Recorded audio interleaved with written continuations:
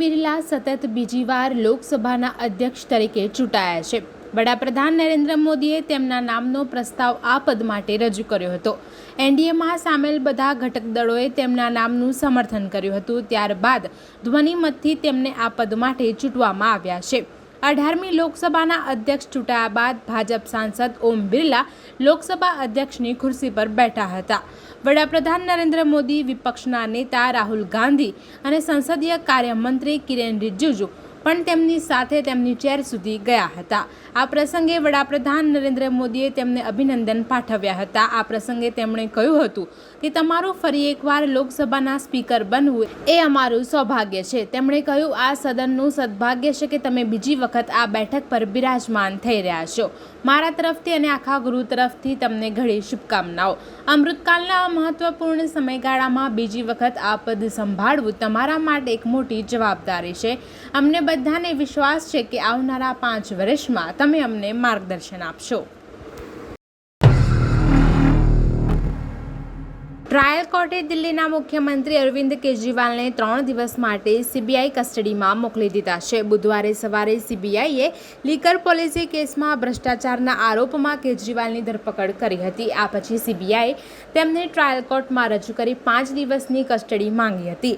લગભગ 4 કલાક સુધી દલીલો સાંભળ્યા બાદ કોર્ટે નિર્ણય સુરક્ષિત રાખ્યો હતો. સાંજે 7 વાગે કોર્ટે ચુકાદો આપ્યો હતો.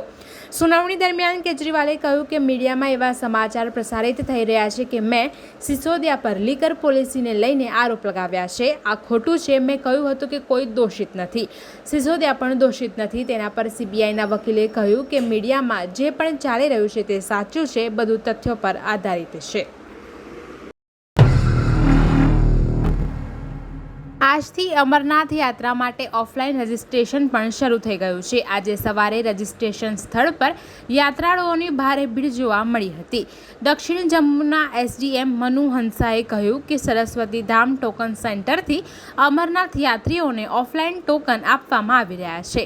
તેના આધારે રજીસ્ટ્રેશન કરવામાં આવે છે. 27 જૂને 1000 લોકોનું રજીસ્ટ્રેશન લેવામાં આવશે અને આ લોકો 29 જૂને અમરનાથ યાત્રા કરશે. અમરનાથ યાત્રા ઓફલાઈન રજીસ્ટ્રેશન 2024ની આ યાત્રામાં 13 વર્ષથી ઓછી ઉંમરના બાળકો અને 70 વર્ષથી વધુ ઉંમરના લોકોને મુસાફરી કરવાની મંજૂરી નથી. 6 મહિનાથી વધુ ગર્ભવતી મહિલાઓને પણ મુસાફરી કરવાની મંજૂરી નથી. ઉલ્લેખનીય છે કે અમરનાથ મંદિરની વાર્ષિક યાત્રા 29 જૂનથી શરૂ થશે. સોમવારથી અમરનાથ યાત્રા માટે રજીસ્ટ્રેશન શરૂ થઈ ગયું છે.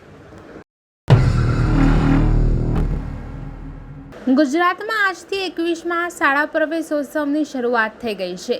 રાજ્યભરમાં 26 જૂનથી 28 જૂન દરમિયાન 3 દિવસના શાળા પ્રવેશ ઉત્સવના કાર્યક્રમની શરૂઆત મુખ્યમંત્રી ભૂપેન્દ્ર પટેલના હસ્તે ડાંગથી થઈ ચૂકી છે. આ પ્રવેશોત્સવમાં અંદાજે 32,33,000 બાળકોનું શાળામાં નામાંકન થશે.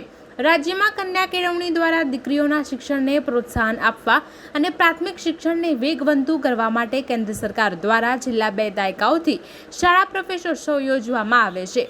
મહત્વનું છે કે આજે ગુજરાત સરકાર દ્વારા રાજ્યમાં 21મા શાળા પ્રવેશોત્સવની શરૂઆત કરવામાં આવી છે. ગાંધીનગર અમદાવાદ વચ્ચે જુલાઈથી મેટ્રો ટ્રેન શરૂ થશે. ત્યારે આજે મેટ્રો રૂટના સેફ્ટી ટ્રાયલની કામગીરી હાથ ધરાઈ હતી. ગાંધીનગર સેક્ટર 1 સ્ટેશન ખાતે commissioner of metro railway safety R.K.. મિશ્રાએ ઇન્સ્પેક્શન કર્યું હતું. ઇન્સ્પેક્શનમાં અધિકારીઓ ઉપસ્થિત રહ્યા હતા. મહત્વનું છે કે ઇન્સ્પેક્શન બાદ મેટ્રો સેવાઓ અમદાવાદના મોટેરાથી શરૂઆતના તબક્કામાં સેક્ટર 1 ગાંધીનગર સુધી શરૂ થશે. આજકાલના યુવાધન ડ્રગ્સ જેવા દૂષણોના રવાડે ચડી રહ્યા છે, જેને કારણે આજની યુવા પેઢી બરબાદ થઈ રહી છે. ત્યારે આવામાં વડોદરા શહેર પોલીસ દ્વારા આવા દૂષણોને નાબૂદ કરવા માટે અને લોકોમાં આ અંગે જાગૃતતા ફેલાવવા માટે international drugs abuse and illicit trafficking day માટે વોકેથોનનું આયોજન કરવામાં આવ્યું હતું. સમાજમાં વધી રહેલા ડ્રગ્સ જેવા અત્યંત હાનિકારક દૂષણને ડામવા માટે છેલ્લા પખવાડિયાથી શહેર પોલીસ દ્વારા અનેક પ્રયાસો કરવામાં આવી રહ્યા છે. કેટલાય જનજાગૃતિ અભિયાન ચલાવવામાં આવી રહ્યા છે, જે અંતર્ગત આજે શહેર પોલીસ દ્વારા આ અંગે જાગૃતિ ફેલાવવા માટે વોકેથોનનું આયોજન કરવામાં આવ્યું હતું. શહેરના કમાટીબાગના ગેટ નંબર 2 થી વડોદરા શહેર પોલીસ કમિશનર અને ડીસીપીઓ દ્વારા ફ્લેગ ઓફ કરાવી international drugs abuse and illicit trafficking ડેના વોકેથોનને પ્રસ્થાન કરાવવામાં આવ્યું હતું.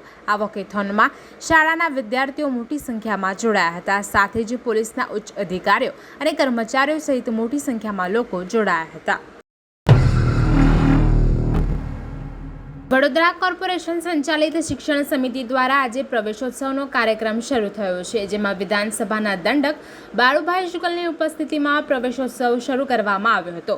આ કાર્યક્રમમાં ભાજપના મહિલા કોર્પોરેટર હેમિશાબેન ઠક્કરે તેમને દંડક એટલે મોનિટર ગણાવ્યા અને સાથે સાથે ક્લાસમાં જે તોફાની વિદ્યાર્થી હોય તેને મોનિટર બનાવવામાં આવતા હોય છે તેવું નિવેદન કરતા ભાજપ મોરચે ચર્ચાનો વિષય બન્યો છે.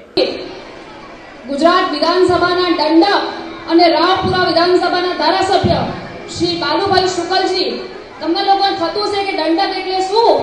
તો દંડક એટલે મોનિટર. આપણી સ્કૂલમાં આપણે મોનિટર હોય છે ને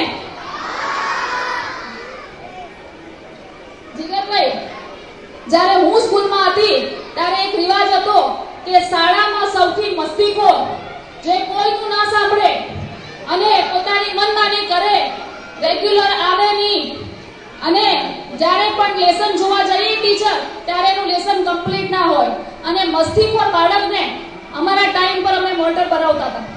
તો મોનિટર એટલે ક્લાસની સાર સંભાળ રાખનાર એવા આપણા દંડક વિધાનસભાના ધારાસભ્ય શ્રી બાલુભાઈ શુકલ ઉપસ્થિત છે.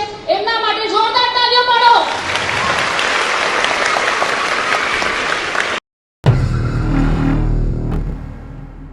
મહાનગરોથી લઈ ગામડાઓ સુધીની શાળાઓમાં આજથી શાળા પ્રવેશોત્સવની શરૂઆત થઈ છે. પાપા પગલી ચાલી શાળાએ આવ્યા બાદ નાના બાળકોએ પોતાના ભણતરની શરૂઆત કરી છે. બાળકોનું શાળામાં અનોખું સ્વાગત કરાયું હતું. પહેલું પગથિયું ફૂલ પર, બીજું પગથિયું અક્ષત પર, ત્રીજું પગથિયું કંકુ પર, ચોથું પગથિયું પાણી અને પાંચમું પગથિયું રૂમાલ પર મુકાવ્યું હતું. વિદ્યાર્થીઓ પણ આ પ્રકારનું સ્વાગત જોઈને ખુશ થઈ ગયા હતા. હર્ષ સંઘવીભાઈ તરફથી વિદ્યાર્થીઓને કેટલીક શૈક્ષણિક વસ્તુઓની ભેટ આપવામાં આવી હતી. તેમજ સુરત મહાનગરપાલિકા દ્વારા શાળામાં પ્રવેશ કરતા તમામ બાળકોને school bag, water bag, colour, compass સહિતની વસ્તુઓ આપવામાં આવી હતી. ગત વર્ષની સરખામણીમાં આ વખતે વધુમાં વધુ બાળકોને સરકારી શાળામાં પ્રવેશ આપવા માટેનો પ્રયાસ કરવામાં આવ્યો હતો. સુરત મહાનગરપાલિકા અંતર્ગત આવતી શાળાઓમાં 20,000 કરતાં પણ વધારે બાળકોને પ્રવેશ આપવા માટે પ્રયાસ હાથ ધરવામાં આવ્યો છે.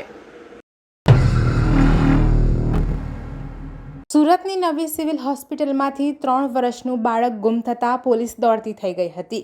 ઘટનાની જાણ થતાં ડીસીપી, એસીપી અને ખટોદરા પોલીસનો સ્ટાફ હોસ્પિટલમાં દોડી આવ્યો હતો, જ્યાં સીસીટીવી કેમેરા ચેક કરતા એક મહિલા બાળકને લઈને હોસ્પિટલના મેઇન ગેટથી બહાર નીકળતી હોવાનું સામે આવ્યું હતું. બાદમાં ગૃહમંત્રી હર્ષ સંઘવી સુધી ફરિયાદ જતાં પોલીસ દોડતી થઈ ગઈ હતી અને 26 કલાક બાદ મહિલા સાથે બાળકને શોધી કાઢ્યું છે. મહિલાના ઘરે પોલીસ પહોંચી ત્યારે તે ધાબા પર બાળક સાથે હતી. પોલીસે તેની પાસેથી બાળક સહી સલામત લઈ લીધું હતું અને મહિલાની અટકાયત કરી હતી. પોલીસે મહિલા સામે વધુ કાર્યવાહી હાથ ધરી છે.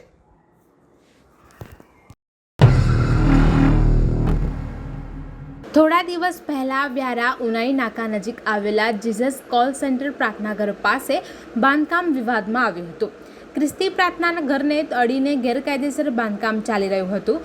3 દિવસ અગાઉ ગામના લોકોએ વિરોધ કરતા વિવાદ સર્જાયો હતો અને બાંધકામ બંધ કરાવ્યું હતું. વિવાદને લઈને મંગળવારના રોજ વ્યારા પીઆઈ, મામલતદાર અને પોલીસ સ્ટાફની હાજરીમાં પ્રાર્થના ઘરને અડીને આવેલા બાંધકામને જેસીબી દ્વારા તોડી નાખવામાં આવ્યું હતું.